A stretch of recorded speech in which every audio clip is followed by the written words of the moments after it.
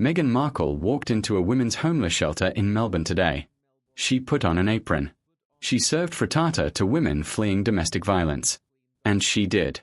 It all while wearing Diana's Cartier watch on her wrist and Dior pumps on her feet.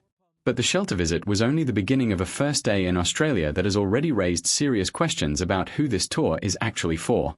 Trigger warning, there could be strong language in this video. Today we're covering Meghan's luxury accessories at a homeless shelter, the children's hospital visit that has people asking why sick kids were brought out for photo ops instead of resting in their rooms, the Markles accusing Australian media of endangering them by reporting their own itinerary, the mysterious vanishing of their photos from Getty Images for the second time in 5 months, and the 45,000 Australians who just found out their taxes are paying for this supposedly private trip. Welcome back, my royalery. I'm the Royal Rogue. Let's get down to it. The Duchess of Sussexes landed in Melbourne this morning on a Qantas commercial flight. First class, naturally, but commercial nonetheless. Some commentators have noted just how far the Markles have fallen from the private jet days. But that is a story for another time. Because the first stop on the agenda was Markle Community Services for Women, a shelter that supports women and children escaping family violence. The photos show Meghan in a pinstriped apron, scooping frittata and zucchini slices onto plates for the residents. A woman named Leah told her she looked like a model with no wrinkles. Meghan laughed and said thank you. The shelter's CEO, Jocelyn Bignald, told reporters the women were excited to see and meet her but also a little bit nervous. And on the surface, this looks like a straightforward charitable visit. Help the vulnerable. Show compassion. Move on. But let's talk about what she wore to do it. Underneath that apron was a Karen G navy dress worth $1,250 Australian dollars. On her feet, Dior Essence pumps in black leather. On her wrist, Princess Diana's Cartier Tank Francaise watch, a piece valued conservatively in the range of $20,000 to $30,000. She added a Cartier love bracelet and a pair of real fine Studio Puffy Hearts earrings in yellow gold at $780. By any reasonable estimate, she walked into a shelter for women who have nothing, wearing north of $30,000 in jewelry and designer clothing. And look, I understand the argument that Meghan should not have to dress down to do charity work. I understand the counter that no one criticizes male executives for wearing expensive suits to fundraisers. But there is a difference between attending a fundraiser gala and walking into a domestic violence shelter to physically hand food to women in crisis. Context matters.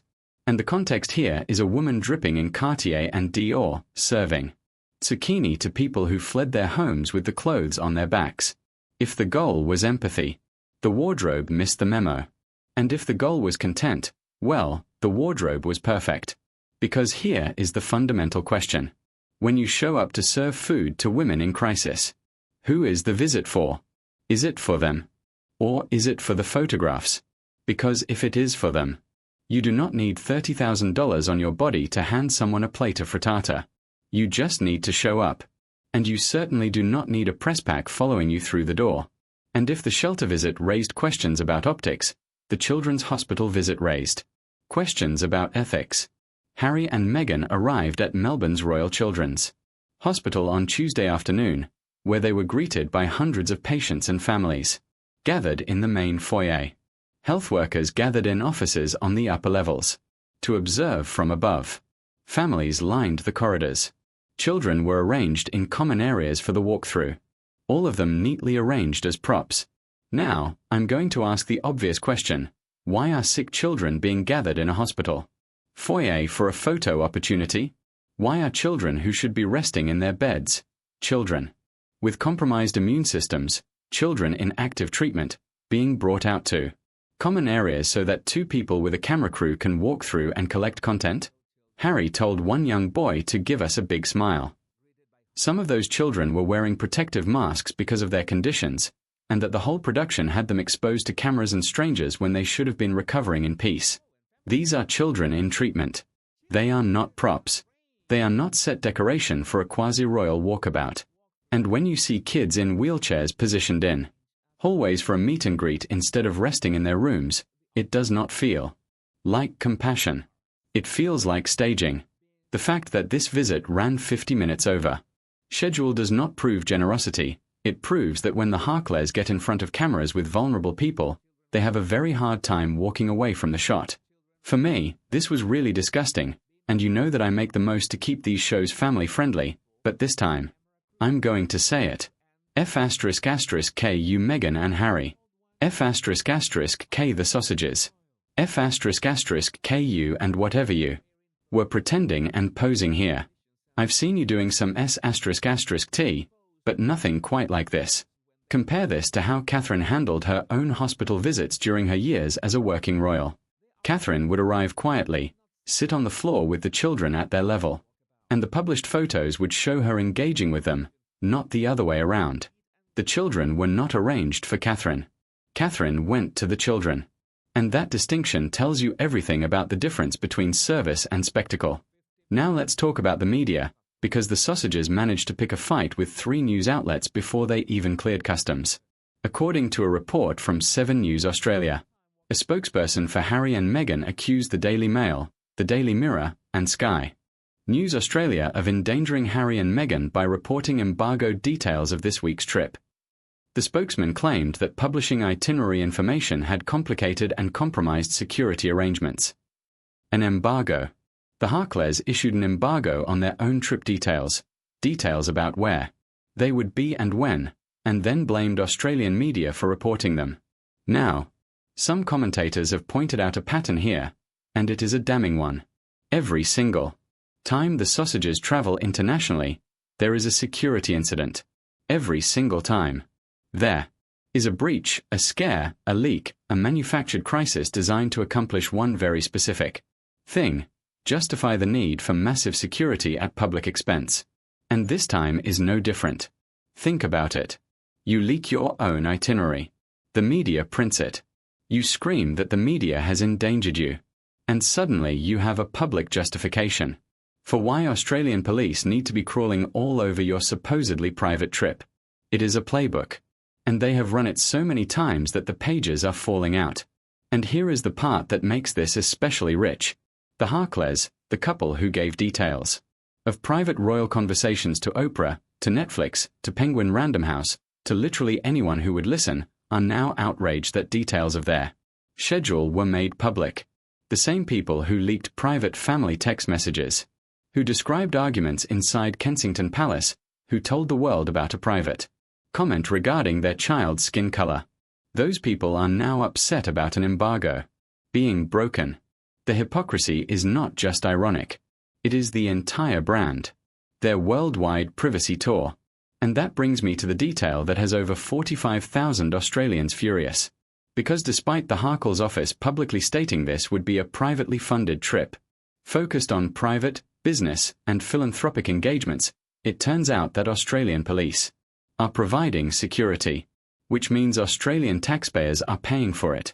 45,000 people have now signed a petition demanding that not a single dollar of public money go toward protecting 2 people who chose to leave royal life and now want all the perks without any of the duties.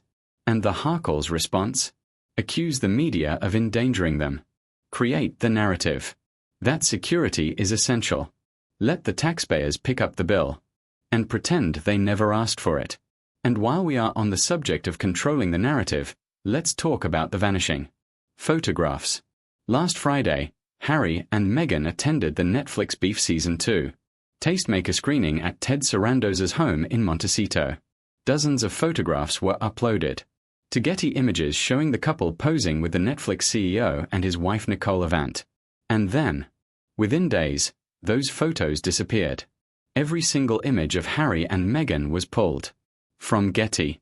Photos of every other guest at the party: Carey Mulligan, Katy Perry, Orlando Bloom, Justin Trudeau, Oscar Isaac, those all stayed up. Only the Markles vanished. This is the second time this has happened in 5 months. The first was after Kris Jenner's 70th birthday party in November, when photos of Harry and Meghan were similarly scrubbed from public access. Getty and Meghan's representatives have offered no comment. And I find the timing fascinating. Because these photos were posted on Friday. The same weekend the couple flew to Australia. The images showed Meghan wearing the same chartreuse color as guest of honor Carey Mulligan, gripping Nicole Avant's hand for the cameras, projecting closeness with the CEO whose company just pulled funding from her lifestyle brand. And someone decided the public should not see those images anymore.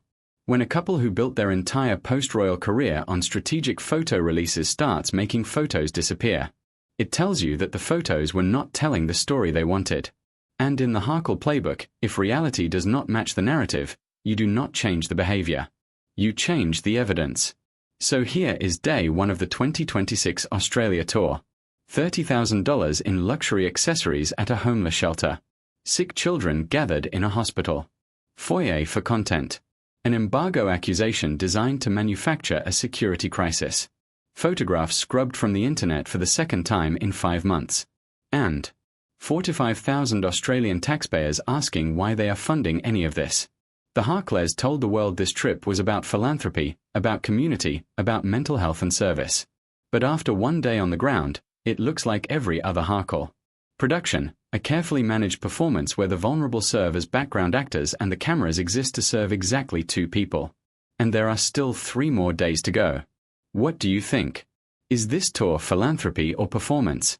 And how long before the Markles manufacture their inevitable high-speed car chase through the streets of Sydney? Let me know in the comments.